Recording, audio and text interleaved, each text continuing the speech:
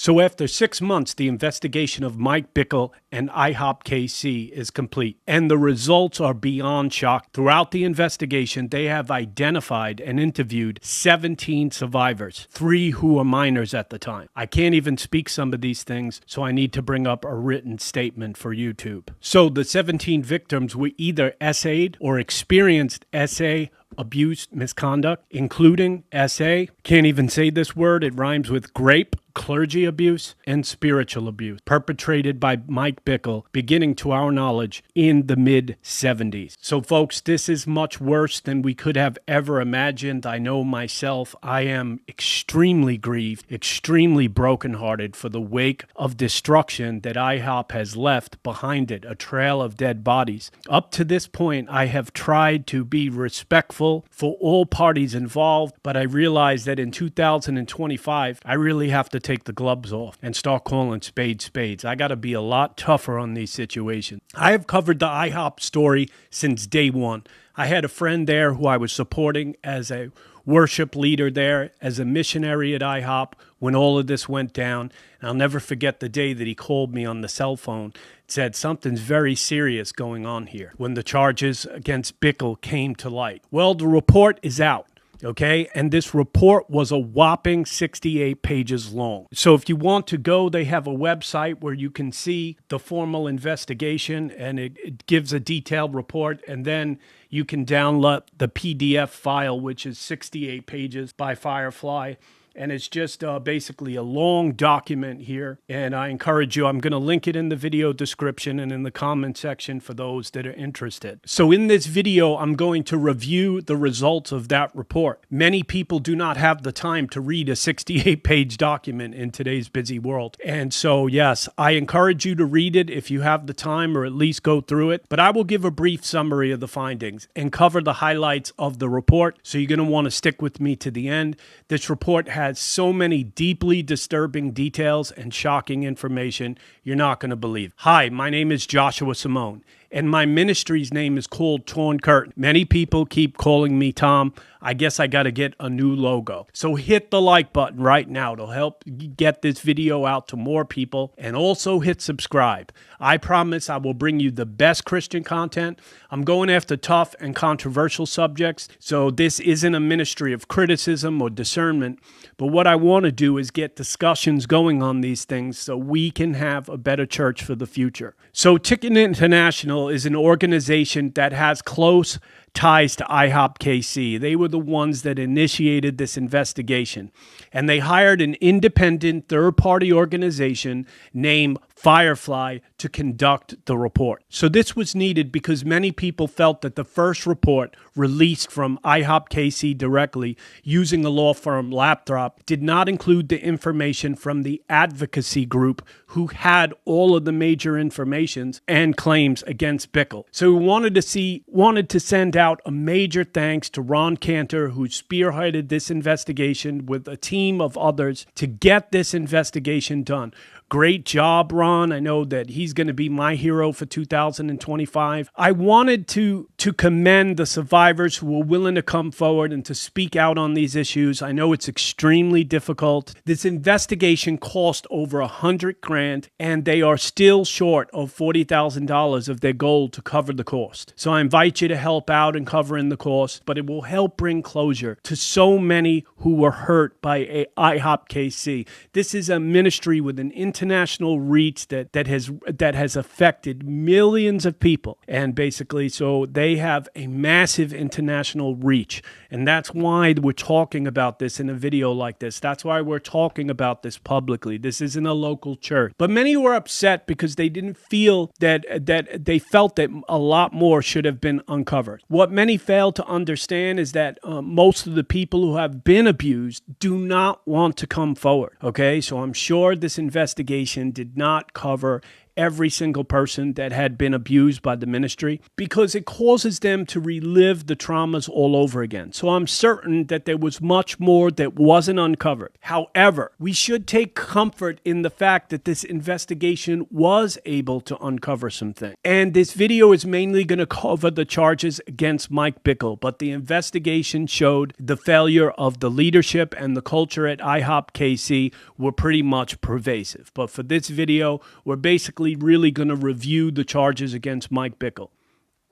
So talking about the exposure going on in the charismatic movement, guys, we can no longer pretend these situations are one-offs. These are patterns. It's systematic. It's all through the system. It's part of every single major ministry all throughout the United States. These aren't one-offs. The whole system needs to be reset.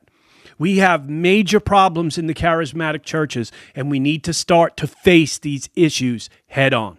Now, we're going to get into the summary of the findings. So this is adult and explicit content. So this is not safe for children.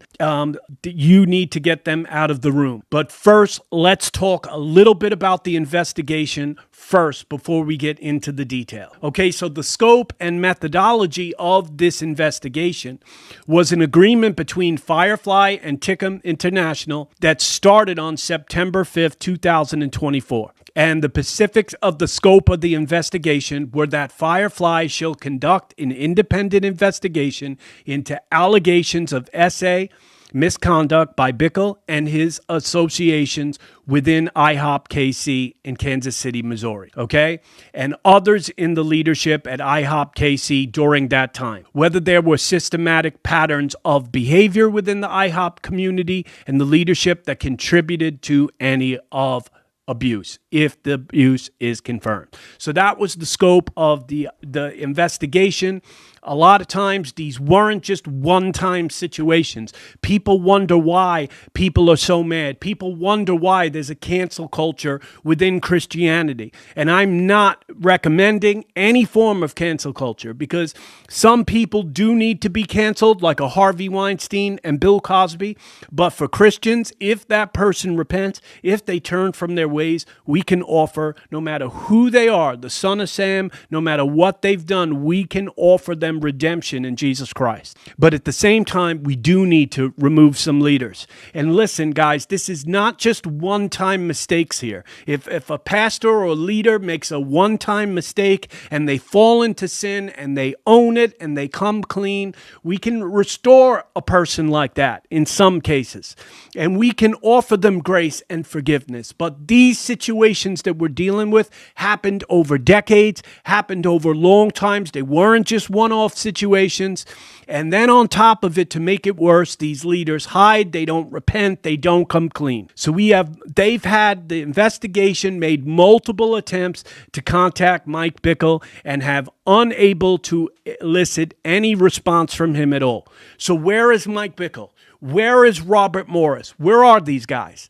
Of course, they're nowhere to be found. We have yet to hear an apology from either one of them, and it's unbelievable. It's unbelievable. So, of course, Bickle did not participate in this investigation. So in an email dated from October 23rd, Bickle wrote, okay, and this is all in the report, so you could see it yourself, to Derek Perkins' husband, one of the victims, reminding him of the Matthew 18 process. Towards the end of the email, Bickle states, I am still waiting for the ladies who allegedly have a story to come to me and Stuart according to Matthew 18. I am very sure none will come because they do have a real story. I'm praying. Okay, so Mike Bickle is using Matthew 18, and we have seen the misuse of Scripture all throughout this situation, particularly Matthew 18. So basically, the Pharisees knew the Scriptures. The devil knows Scriptures, but they misuse them and misapply them. Matthew 18 is not applicable to people that have been abused. You don't want a person that's being abused to efface their abuser. That's way for a violent situation to happen, which I'm not suggesting that anybody should participate in any forms of that. But the point is that it's not appropriate. So Mike Bickle used Matthew 18 as a stonewall, and many other people did this, okay? Throughout the investigation, they identified and interviewed 17 survivors who were either experienced SA abusive misconduct, and like I said before, that the term that rhymes with grape, clergy abuse, spiritual abuse, and this went all the way back to 1970s and just went on over the years. So Firefly received 224 intakes through various channels, including one online survey, emails, phone calls, and 3 submissions were made anonymously throughout the survey. They were able to identify and interview 32 survivors who were either SA'd or experienced SA'd abusive misconduct during their time at ihopkc. So a total of 32 individual incidences. And, so it should be noted that in this, IHOP had ministered to hundreds and thousands of people. So 32 people is still a pretty high number. And like I said, I doubt they covered all these situations because a lot of people don't come forward. Now, this report made sure that it does not rely on any one simple victim, but rather they wanted to find overlapping accounts that paint a comprehensive picture of the systematic issues and the misconduct in ihopkc. So this report wasn't built on any one particular interview, but they found patterns that were happening all throughout the ministry.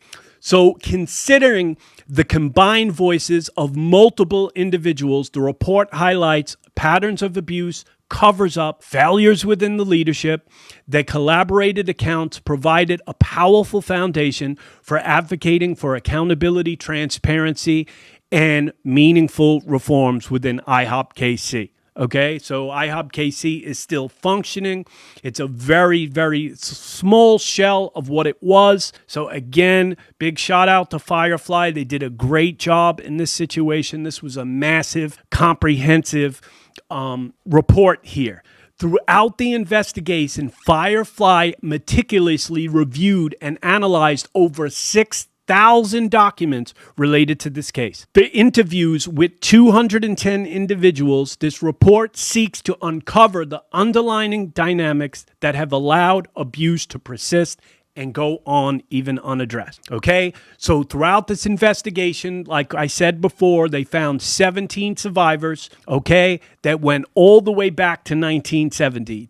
These acts of abuse had a profound and lasting impact on the lives of the victim, causing significant emotional problems, psychological, and even spiritual harm. The survivors have shown immense courage in coming forward to share their experiences despite the fear and trauma associated with these events. So my hat goes off to all of the people who decided to come forward and speak up boldly. It's not easy to do this. So now we're going to get into what they found on Mike Bickle, and boy, I was just disgusted during this report. It took me like 2 days to go through this report because I had to stop and take breaks. It was disgusting, okay? I've seen a lot worse, actually, believe it or not, but it was still hard to read. Now, before we get into this, let me do a quick 30-second promotional offer.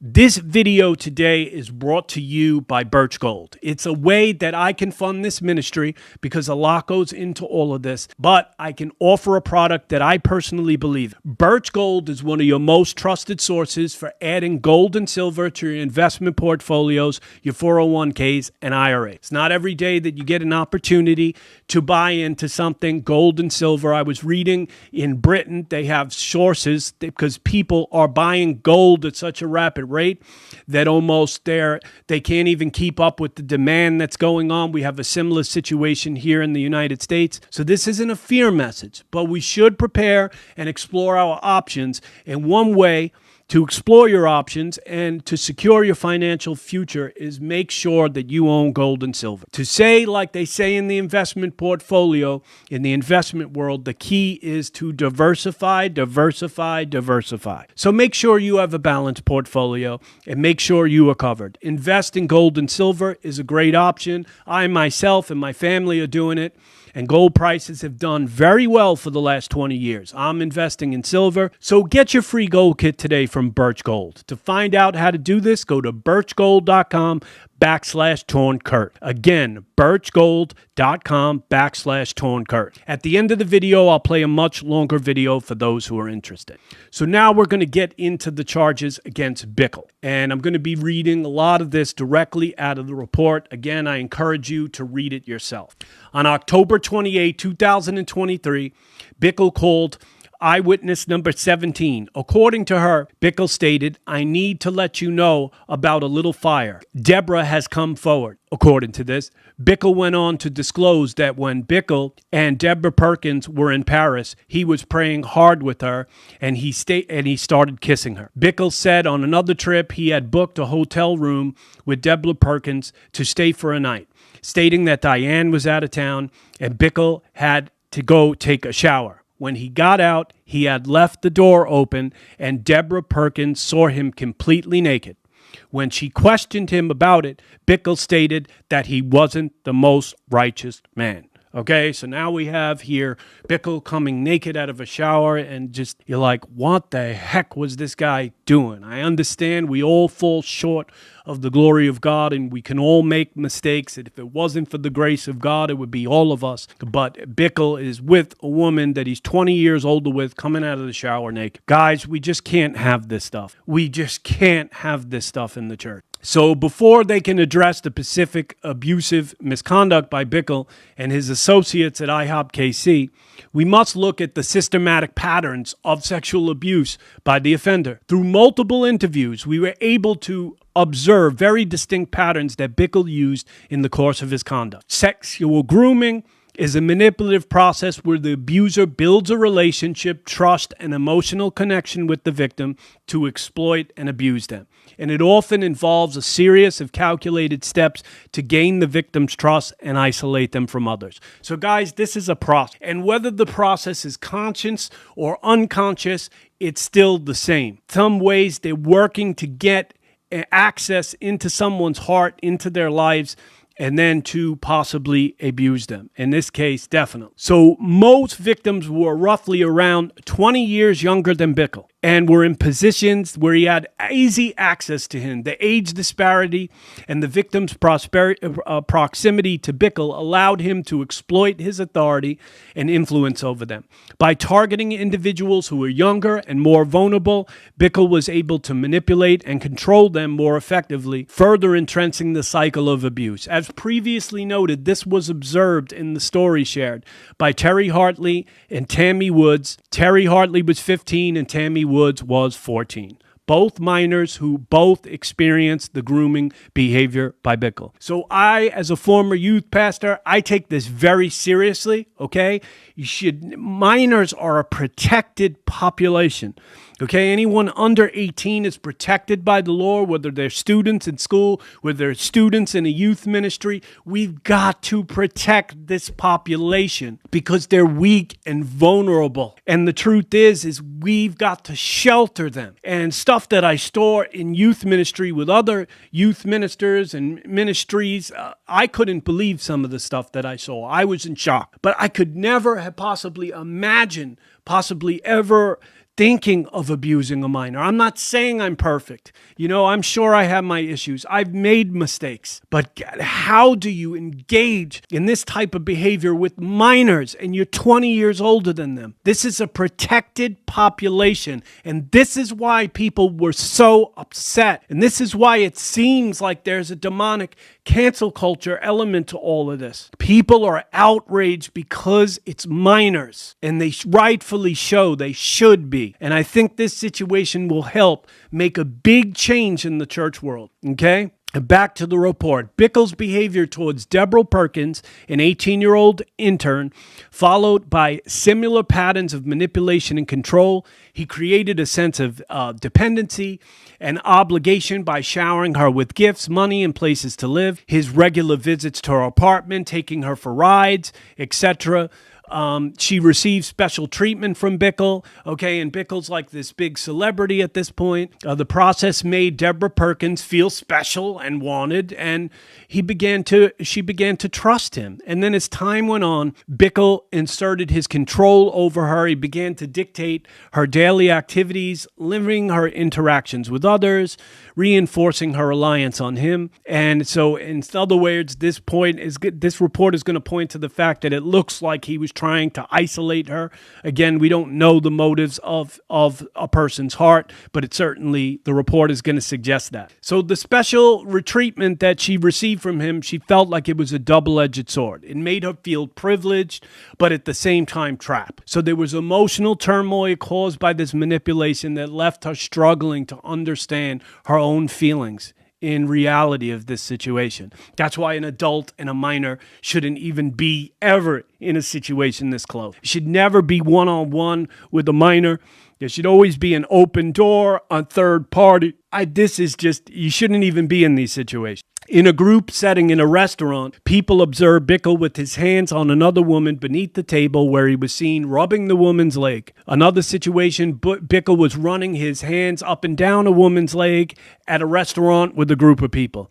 These insulated highlight a pattern of inappropriate behavior by Bickle in public settings, raising concern about his conduct and potential impact on those around. Guys, I don't understand. How did this happen for all these years? He did these things right out in public. We saw the same thing with the Dr. Michael Brown situation, same type situation. This was done out in public, and I guess it never really got handled, okay? So Bickle went on to tell women that he was their spiritual father. And God, we really need to start having conversations about spiritual mothers and fathers, okay?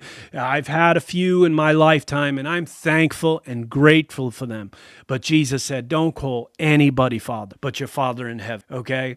And so he basically said, listen, I'm your spiritual father. Do not tell anyone what was happening. It was a manipulation tactic. A lot of people use the spiritual father title as a way to really control the person that's under them. So he positioned himself as a paternal figure, and he exploited their trust and their loyalty, deepening the emotional and psychological control he had over them. This secrecy also prevented victims from seeking help or sharing experiences with others. Tammy Woods, again, was a minor. She felt confused and trapped at the same time. She didn't know what to feel, and I'm sure she was on a roller coaster of emotional highs and lows. He would make her feel special with gifts, sharing Bible verses and food. Each time they were together, he became more flirtatious with her. As time went on, Bickle escalated into sexual assault and deviant sexual intercourse. Okay, so basically, so you can look that up in the dictionary if you want to. I never had heard that term before, but so he is abusing a minor here. Again, it's just very, very, very serious situation. So the report kind of bounced all over a little bit, okay? And considering they had all these interviews and witnesses, so it might seem like I'm bouncing around a little bit. I'm just covering the highlights in the report. But Terry Hartley, in the mid-1970s, while Bickle was a youth group intern in Kansas City, Terry Hartley was a 15-year-old student. The grooming escalated to her, began sexually assault when Bickle kissed her on the lips and fondled her breast. Tammy Woods, again a minor, was persuaded to cut her hair and use specific codes between her and Bickle. Bickle wanted Tammy Woods to move back to Kansas City to be close with him. At one point, he sent his assistant to her with a prophetic word from the Lord that she would marry Bickle. Bickle would show up at her high school, giving her surprise gifts at her locker, making her feel special, and carefully grooming her. Okay, so again, just disturbing here. Bickle's manipulation extended to creating a distorted narrative where he cast himself as the priest, his wife Diane as the nun, and Deborah Perkins as the Shulamite. This twisted portrayal further exploited Deborah Perkins' faith and trust, making her feel as though their relationship was divinely ordained by God. By using religious imagery and roles, Bickle deepened his control over her, reinforcing the idea that their interactions were special and justified. So we're seeing a pattern in these cases. They were using prophetic words, prophetic manipulation, which is witchcraft. Let's just call it what it is, and using their spiritual language and spiritual roles to get people to do what they want. It's evil, and only God knows the motives. Did they know what they were doing, etc.? Did they do this on purpose? Only God can judge the motives, but this behavior is just wrong. Bickle was a master at the casual touch of victims that appeared harmless, such as hugging, wrestling, kissing, choking, touching legs, touching thighs, and tickling. Bickle would escalate his touching to be increasingly more sexual with certain victims. Witnessing would often see Bickle during church services and prayer meetings grab girls by their throats, kiss them on the face, and ruffle their hair. This behavior, masked as innocent affection, was calculated tactic to desensitize his victims to physical contact, gradually pushing boundaries until they were normalized, okay? So they're making comments there on the motives. I'm not sure how they determined. It certainly seems like Mike was trying to do this, but we don't know for certain. Only God knows that. But again, it certainly does not look good, okay? And the truth is like basically even me, I did youth ministry, adult ministry, various groups, even for the LGBT community, for sexual brokenness, different things. I don't hug people. And if I do hug another female, I give a one-arm hug, and it's a it's in public, it's out in the open. I, give a little pat on the back, and that's it. You should not be touching other people. So basically, all of this could just be eliminated by following some very simple rules. So another witness observed an adult female with her hands inside Bickle's pants in his office. Walking into Bickle's office, they observed an adult woman rubbing Bickle's legs as he sat in a chair, and observed the woman on the floor. So the woman is below him, I would assume, on her knees, and she's rubbing Bickle's legs in his office. One evening, Bickle walked into the office and observed an adult female on her knees again at his desk. Reported seeing Bickle caress a staff person's knee under the table at a restaurant. So there's all this inappropriate stuff that's happening, all this inappropriate physical touch, okay? Another reported incident is where someone entered into Bickle's office. They observed an inappropriate action involving Bickle's wife with his hands inside Bickle's pants again. So I don't know, maybe she had it in the pocket or whatever. I don't know. It seemed like it's concerning about what is happening here. Okay. And another situation with Bickle and somebody else's wife advised that they reach out to Stuart Greaves and Lenny LaGuardia about the inappropriate relation, but no action was being taken. Okay, so a lot of these people like Bickle, they're like godlike figures. Their associates aren't going to hold them accountable. So we have all these situations with women with their hands in Bickle's pants, and it's unbelievable. None of this should happen. At IHOP, they had all these locks all over the doors at one point. That was being discussed online. At ministry, doors shouldn't have double bolt locks in it. What are you guys doing? You would never even be in a locked room with somebody alone. It's ridiculous. Some of these things could have been avoided. So during our investigation, Tammy Woods, Deborah Perkins reported observing Bickle in a state of undress I'm not going to say the word. Each encounter, he appeared to be deliberate and targeted the girls. Okay, so he's undressed in a shower, and he seems to be pretty happy. So Bickle reportedly shared some prophetic words with Tammy Woods, Deborah Perkins, claiming that the Lord had showed them that Diane was going to die and that they would be in a chariot with him. This narrative expanded his influence over women involved. During the interview with Terry Hart shortly, she advised that in October 1983, Mike Bickle explicitly told me of a prophecy regarding the death of his wife, Diane. He believed Diane's death would happen in an earthquake in St. Louis, and the implications of sharing the prophecy with me is that her death would open up a path for him to pursue a romantic relationship together. So this was something we saw in 2 or 3 cases in the other reports, that Mike Bickle had a prophetic word that his wife was going to die and used this as a segue to possibly develop a relationship with these other women. So another example of Bickle's prophetic manipulation thought previously mentioned in the report is that he would single out women within the church and refer to them as Esthers. This term, drew from respected biblical figure, appears to be part of his grooming tactic. So Bickle's actions in having Deborah Perkins, this was disgusting, pray with him the Psalm 51 prayer. So Psalm 51 is that great psalm that David prayed after he sinned and falled with Bathsheba. Seems like Bickle would pray with Deborah Perkins after the sexual encounters was another layer of the manipulation, because in some way he's telling her, hey, pray this with me because you're guilty too. Okay, but the truth is she's 19 at that point. She don't know. Mike is in the 40s.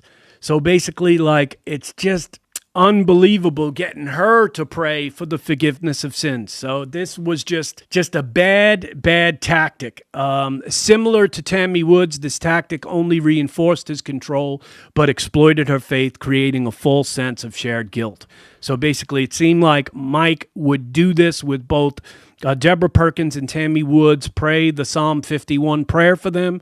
It is somewhat comforting to know that at least he felt bad for these situations, but bringing the young girls into this basically and having them pray too, it's just all across the board disturbing. Throughout the investigation, they identified 16 accused staff members that were implicated in SA of various claims. The survivors who shared their stories have chosen not to include their experiences in the report due to fear of retribution from the abusers and ihopkc. I saw a lot of people came forward and said Mike Bickle should never be in ministry again. That is 100% correct. And I even heard Ken Fish say that in his podcast, that it's unlikely that Mike could win back the trust of anyone at this point, given his age.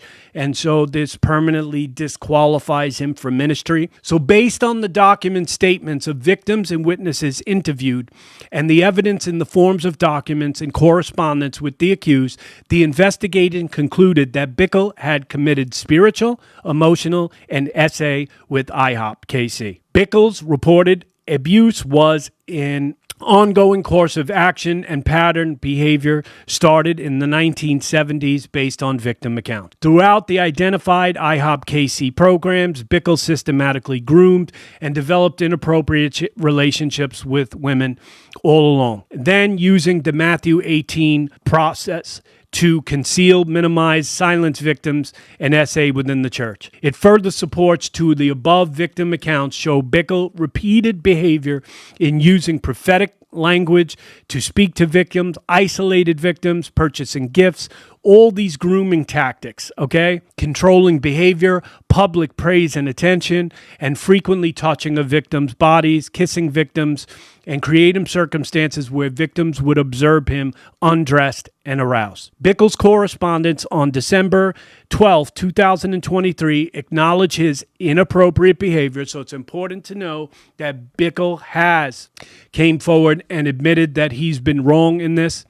But he attempted to minimize it by saying that it occurred decades ago, and he was not admitting to the more intense SA that some are suggesting. So Mike Bickle has not come completely clean, despite this report showing that there's quite a bit of SA that's happened here. Regardless of the intensity, Bickle's grooming, sexual solicitation, and abusive misconduct involves 17 women, some who are minors. It is evidence that should not be downplayed. This behavior has caused significant cause and trauma to the victims and is crucial to recognize the severity of his actions.